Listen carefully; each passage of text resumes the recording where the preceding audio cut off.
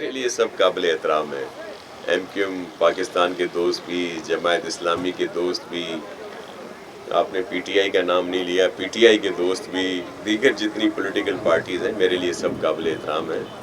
लेकिन अगर किसी की तरफ उंगली की जाती है तो ये कुछ उंगलियां अपनी तरफ भी होती हैं।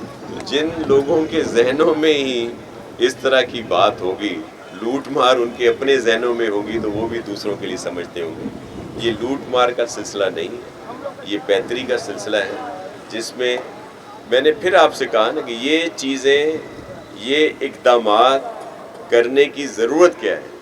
ज़रूरत है कि अपने शहरियों की जानों को बचाया जाए, और जो ट्रैफिक में जब गलत तरफ से ट्रैफिक चलेगी तो ट्रैफिक, आपको पता है, ट्रैफिक जैम हो जाता है, लोगों का माली नुकसान भी होता है, फ्यूल जलता है, ऑयल जलता है, वो गाड़ियाँ खड़ी रहती हैं घंटों घंटे, हमारी बहनें, हमारे बुज़ुर्ग उसमें सब, उनको मुश्किलात पेश आती हैं।